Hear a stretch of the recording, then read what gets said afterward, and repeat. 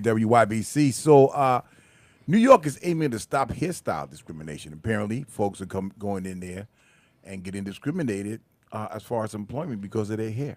What do y'all think? Oh, I think that this took too long, but I'm glad it's being done because, again, when you're talking about hair and certain styles that, cultures have, it kind of resonates, a certain, feeling of, I'm being discriminated against because of how I'm wearing my hairstyle, because of the expression that I want to express. And I don't think that you should be discriminated against and, based off a hairstyle.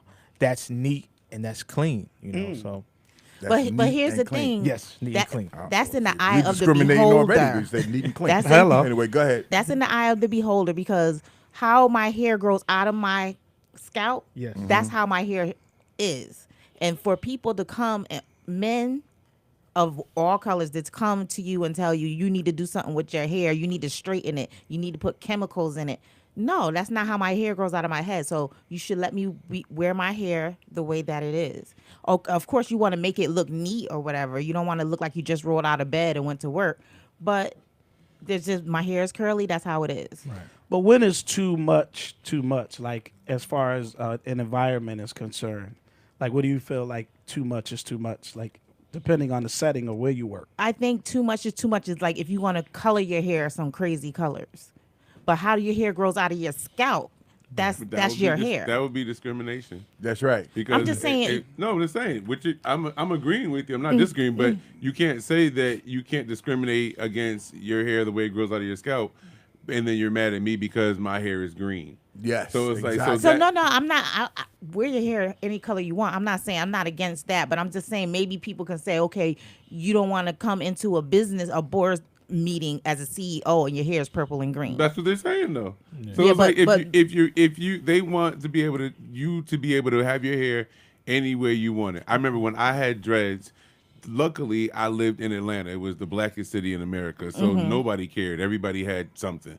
So I never had discrimination because everybody had something. But in this article that was written, they're talking about twists, braids. They're not even commenting on color. Twist braids, bantu knots, things like that black women do to their hair in order to get their hair under control. And then somebody will have something to say.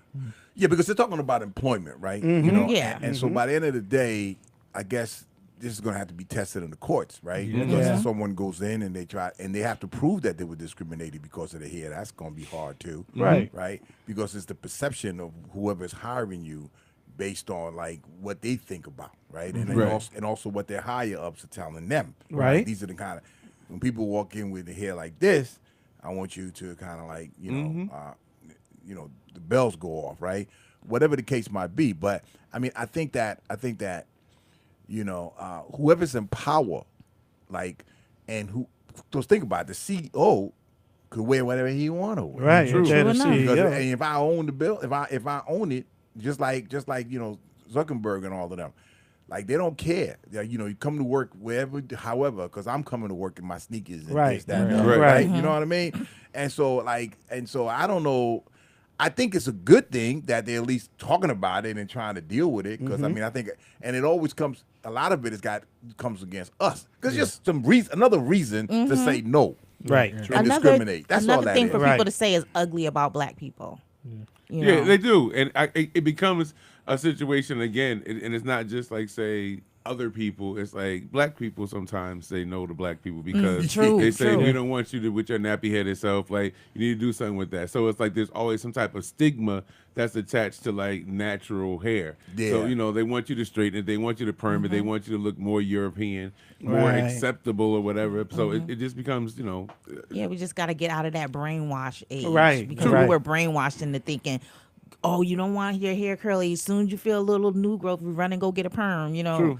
And we have to break ourselves out of that. I mean, and it's like, as an individual, you have to kind of like, we talked about the Monique thing with the integrity situation, right? I mean, so I go get a job, and I get hired, right?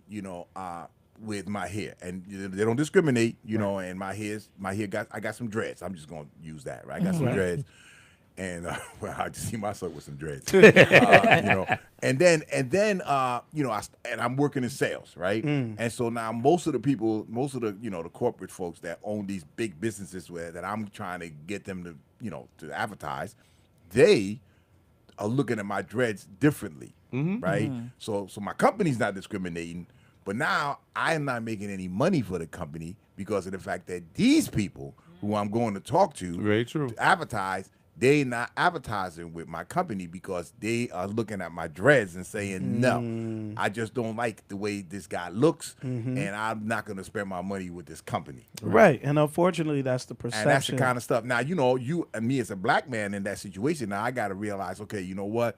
Am I going to capitulate to this, or I'm going to quit this job because I'm not going to cut my dreads off? I'm just going to have to find me a job where I can wear my dreads.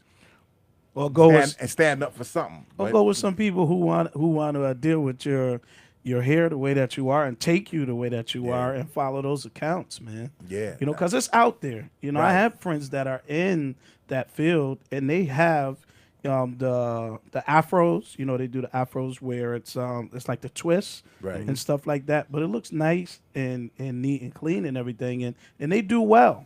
But there are points where they have been discriminated against too as well. So I think it's a good thing all the way around. You all agree? Mm-hmm. It's Yeah, a we're good talking thing. about it. But it's deep.